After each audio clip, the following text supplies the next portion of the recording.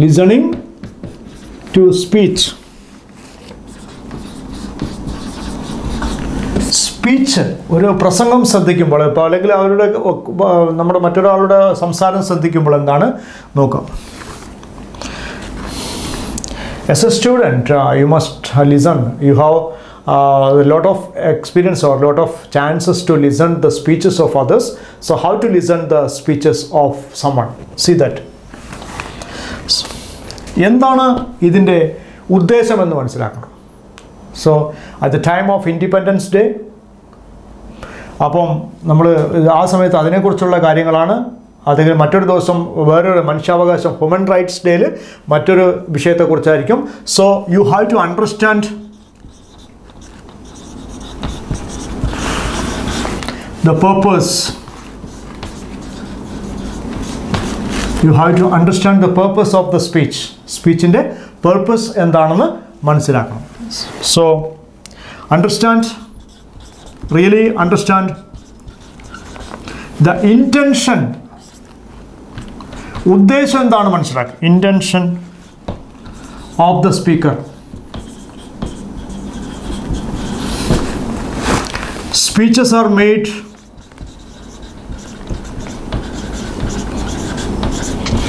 mainly for three things.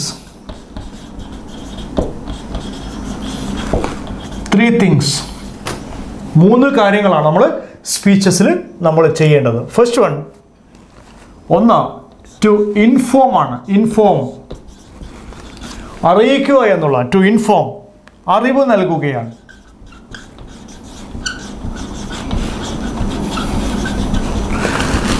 രണ്ടാമത്തത് to persuade പ്രേരിപ്പിക്കാൻ.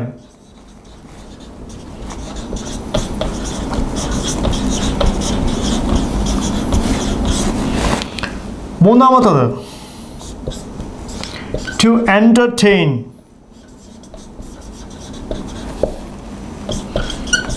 വിനോദത്തിന്.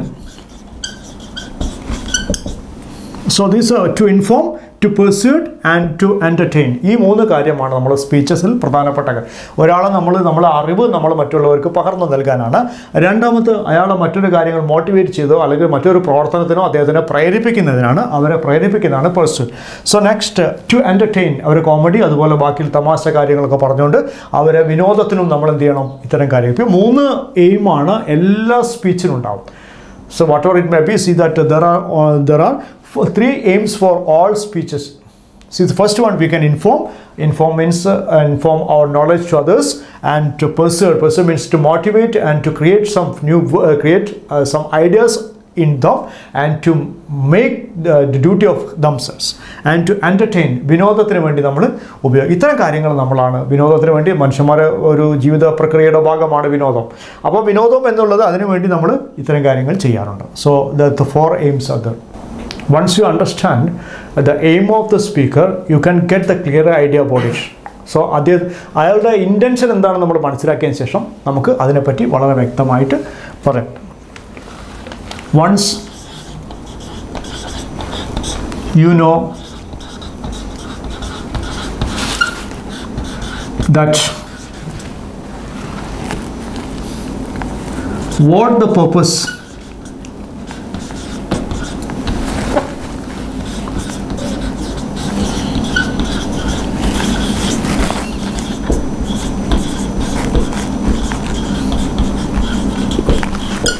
speaker is,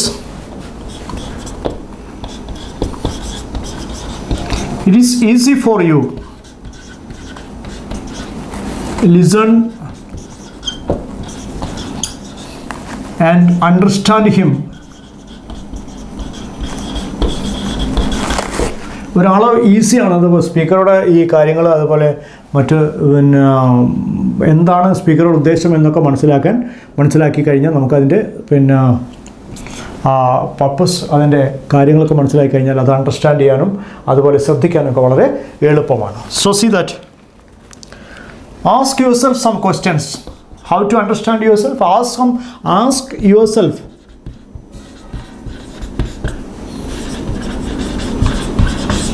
some questions. ചില ചോദ്യങ്ങൾ ചോദിക്കാം നമ്മൾ.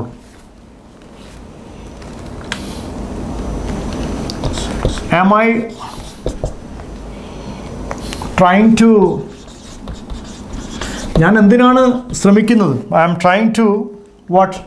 ഞാൻ എന്തിന് ശ്രദ്ധിക്കുന്നു?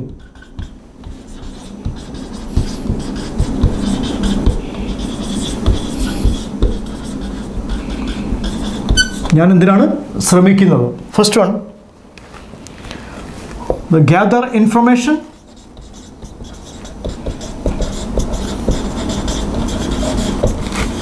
Gather information, അറിവ് നേടുന്നതിനാണോ?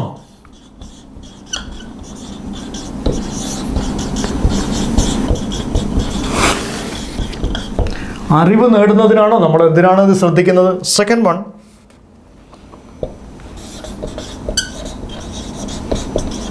understand the difficult issue.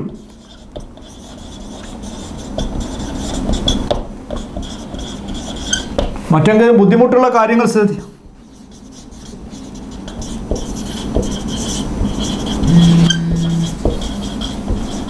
പ്രശ്നങ്ങൾ പരിഹരിക്കാനാണോ?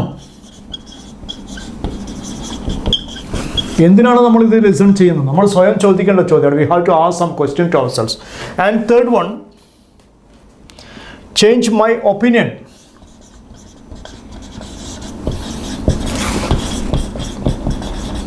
Opinion about something. എന്തിനെക്കുറിച്ചെങ്കിലുള്ള ഒരു അഭിപ്രായം മാറ്റിയെടുക്കാനാണോ? അപ്പോൾ ഈ മൂന്ന് കാര്യങ്ങൾ നമ്മൾ ശ്രദ്ധിക്കണം. എന്നിട്ട് നമ്മൾ നമ്മൾ ആ ലിസണിങ് പവർ ഉണ്ടാക്കിയെടുക്കാം. ഒന്ന്, see that whenever we are getting some speeches, we must anticipate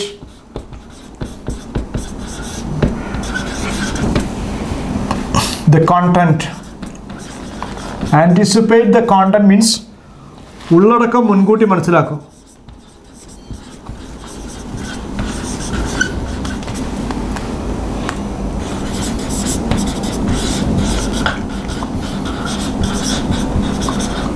ഉള്ളടക്കം മുൻകൂട്ടി മനസ്സിലാക്കണം. എന്താണ് അതിൻ്റെ ഉള്ളടക്കമെന്നും കൃത്യമായിട്ട് നമ്മൾ മനസ്സിലാക്കണം. എന്തിനെക്കുറിച്ചാണ് സംസാരിക്കുന്നത്? Second one, minimize the distractions. Minimize the distractions. അശ്രദ്ധ കുറേ ശ്രദ്ധിക്കുമ്പോൾ സ്വാഭാവികമായിട്ടും ഒരു ലിസണർ അയാളുടെ കോൺസെൻട്രേഷൻ ശ്രദ്ധ മാറിപ്പോവും. സ്വാഭാവികമായിട്ടും അത് മിനിമൈസ് ദ ഡിസ്ട്രാക്ഷൻസ്, അതും ഏറ്റവും മിനിമം ചെയ്യാൻ. മൂന്നാമത്തത്, റെക്കോർഡ് ദ ഇമ്പോർട്ടൻ്റ് എലമെൻറ്റ്സ്.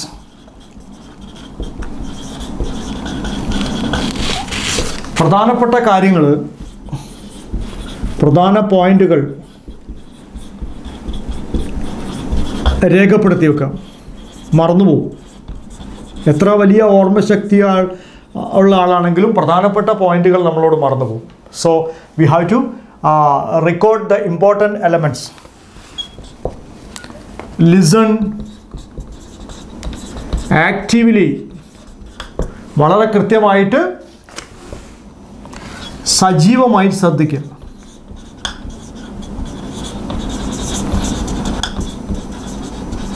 സജീവമായിട്ട് നമ്മൾ ഈ കാര്യത്തിൽ ശ്രദ്ധിക്കുക. നമ്മൾ താല്പര്യത്തോടു കൂടി ശ്രദ്ധിക്കുക. ഇതൊക്കെയാണ് ഒരു ലിസണർ എപ്പോഴും ചെയ്യേണ്ട കാര്യങ്ങൾ. നെക്സ്റ്റ്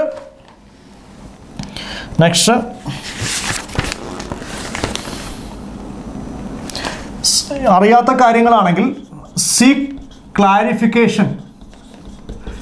എപ്പോഴും അദ്ദേഹം സ്പീഡിലാണ് അല്ലെങ്കിൽ വളരെ വേഗതയിലാണ് സംസാരിക്കുക. അപ്പോൾ അറിയാത്ത കാര്യങ്ങളിൽ ക്ലാരിഫിക്കേഷൻ നടത്തും. എന്താ ക്ലാരിഫിക്കേഷൻ എന്ന് പറയുമ്പോൾ നമ്മൾ വ്യക്തത തേടുക.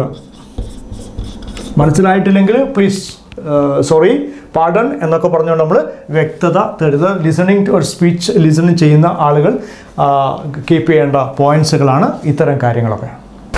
Next, listening to the lecturer.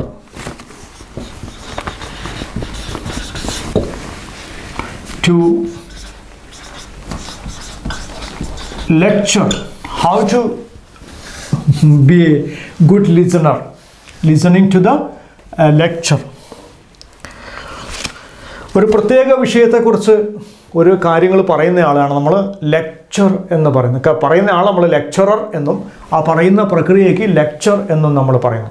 So അതിന് വ്യക്തത ഒരു പ്രസംഗം തന്നെയായിരിക്കും. ടീച്ചിങ്ങും ലെക്ചറിങ് തമ്മിൽ വളരെയധികം വ്യത്യാസമുണ്ട്. Lecturing is only making some type of awareness among the listener. At same time teaching is making all things among the listeners. ഒരു പ്രത്യേക കാര്യങ്ങളെക്കുറിച്ച് വ്യക്തമായിട്ട് പഠിപ്പിക്കുന്ന, അയാളെ നന്നായിട്ട് അവയർനെസ് അന്വേഷിപ്പിക്കുന്നതിനാണ് നമ്മൾ ടീച്ചിങ് എന്ന് പറയുന്നത്. അപ്പോൾ ലെക്ചർ എന്ന് പറഞ്ഞാൽ അദ്ദേഹം ലെക്ചറിങ് അതിലൂടെ ഇങ്ങനെ പറഞ്ഞു പോകുന്നതാണ്. അതിനാണ് ലെക്ചർ എന്ന് പറയുന്നത്. So first, how to be a good lecturer. So prepare yourself, prepare for the lecture,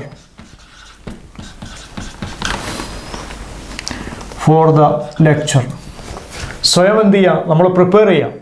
നമ്മൾ വളരെ വ്യക്തമായിട്ട് ഹോംവർക്ക് ചെയ്തതിന് ശേഷം മാത്രമേ ലെക്ചറിന് പോകാൻ പോകും. So moreover that you must be a listener, listening the other lecture. മറ്റുള്ള ലെക്ചറും നമ്മൾ വളരെ വ്യക്തമായിട്ട് അണ്ടർസ്റ്റാൻഡ്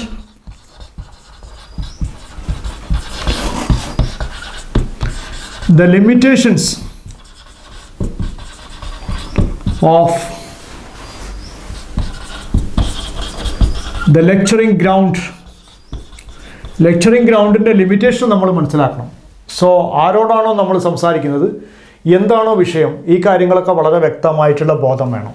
ഒരേ രീതിയിലുള്ള ലെക്ചറിങ് ആയിരിക്കരുത് നമ്മൾ എല്ലാ സ്ഥലത്തും പ്രയോഗിക്കേണ്ടത്. And fourth one, so evaluate your self.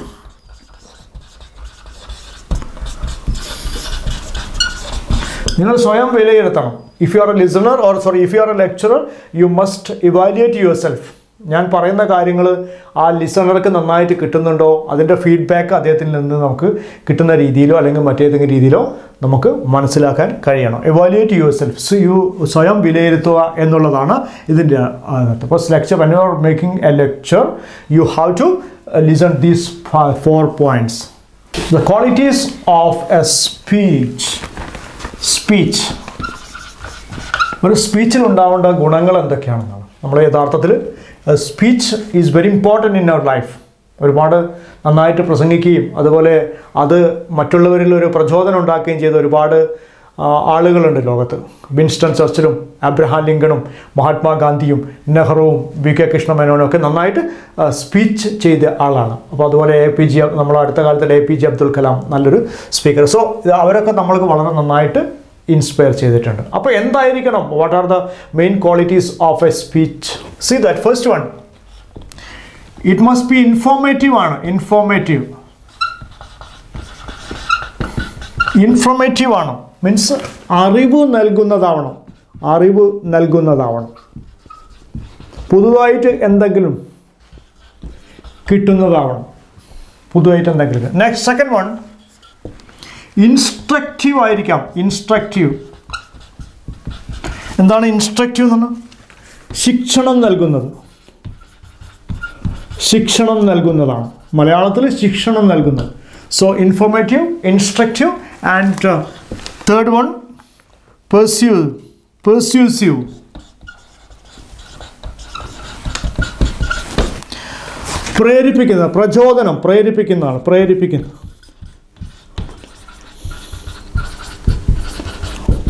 പ്രേരിപ്പിക്കുന്നതാണ്. So മറ്റൊരു കാര്യത്തിന് വേണ്ടി പ്രേരിപ്പിക്കുന്ന മാർക്ക് ആൻ്റണിയുടെ പ്രസംഗം അതുപോലുള്ള മറ്റുള്ള ആളുകളൊക്കെ ജൂലിയസ് സീസറിലൊക്കെ നമ്മൾ കാണും. ഫോർത്ത് വൺ, ഇൻറ്റഗ്രേറ്റീവ് എന്ന് പറഞ്ഞാൽ എല്ലാം കൂടി ചേർന്നായിരിക്കണം. ആകർഷണീയമായിരിക്കണം. എല്ലാം കൂടിച്ചേർന്ന് ആകർഷണീയമായി നമ്മൾ വളരെ കൃത്യമായിട്ട് തമാശയും കാര്യങ്ങളും എല്ലാം കൂടി വെച്ച് ചേർന്നിട്ട് നമ്മുടെ ജീവിതത്തിന് ഉപകാരപ്രദമായ കാര്യങ്ങളായിരിക്കണം സ്പീച്ചിലുണ്ടായിരിക്കേണ്ടത്. അത് നമ്മുടെ ജീവിതമായിട്ട് വളരെയധികം ബന്ധമുണ്ടായിരിക്കണം. അല്ലെങ്കിൽ മറ്റൊരു സ്പീച്ച് നമ്മൾ ശ്രദ്ധിക്കാൻ പ്രയാസമാണ്. അത് നമ്മുടെ ജീവിതമായിട്ട് ബന്ധപ്പെടുത്തി അറിവിൽ നിന്ന് അറിവില്ലായ്മയിലേക്കായിരിക്കണം സ്പീച്ച് പോകേണ്ടത്. These are the qualities we have to keep when we are making a speech.